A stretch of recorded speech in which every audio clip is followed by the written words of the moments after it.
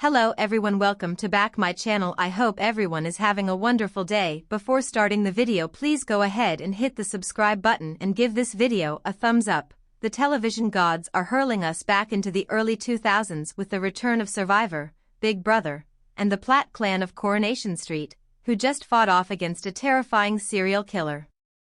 It would make Richard Hillman proud. The main issue we have is why it took them so long to feel fully involved, even though Reid's demise gave his family a chance to shine throughout this week's dramatic episodes. Over the past 13 months, the ITV soap opera has followed Stephen's murderous rampage. Nevertheless, the Platt family has mostly been kept in the background of the narrative.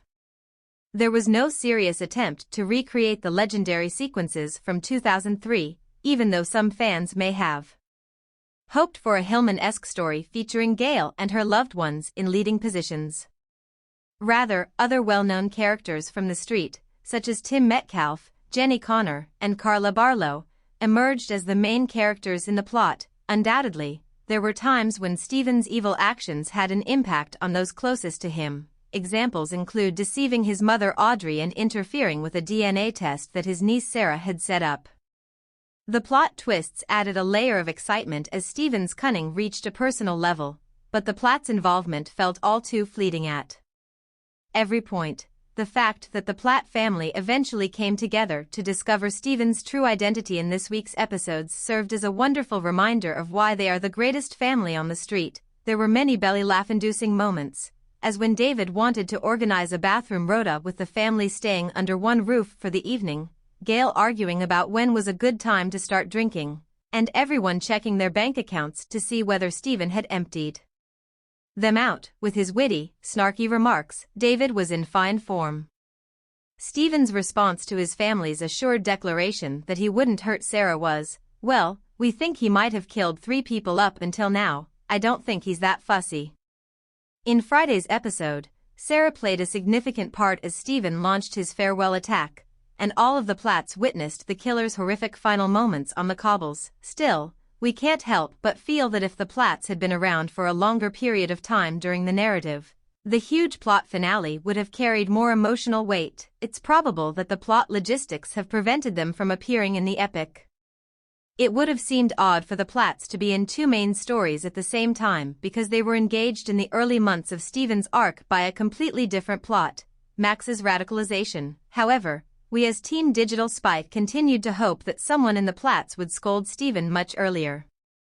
If someone in the family had been suspicious of Stephen without the proof to support it, they could have played detective and assigned the killer an unlikely adversary, which would have given the piece a thriller-style tone. Only the storyliners had chosen a different path. Stephen's revenge might have had far greater effect if he and the Platts had had more ordinary family moments.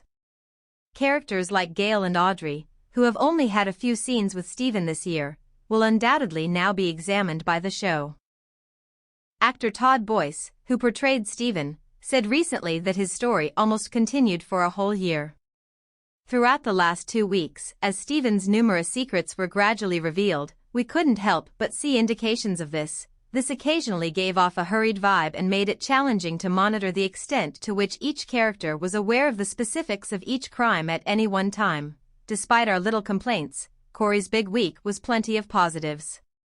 The moments in a boarded-up Rover's return with a horror movie vibe were masterfully done, with a standout performance from Sally Ann Matthews as Jenny Connor. The episodes had been placed at night instead of during the day.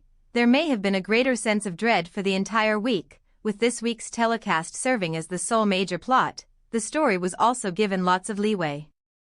It was evident that the authors trusted the characters to take center stage because this was one of the rare super soap weeks without a disastrous stunt. Additionally, Corey has established a few intriguing new plots for later episodes.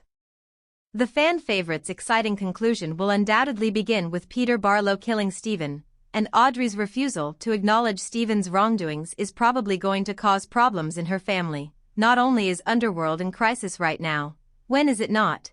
But Stephen also stole £250,000 from the company carelessly before he left the workplace for the last time. Not to mention the unavoidable race against time to save Tim, who is still stuck in a car trunk and could become a 4th victim if help doesn't arrive quickly. It's your turn, Sally and DS Swain. Thanks for watching this video. Please subscribe our channel Street Gossip for more update news.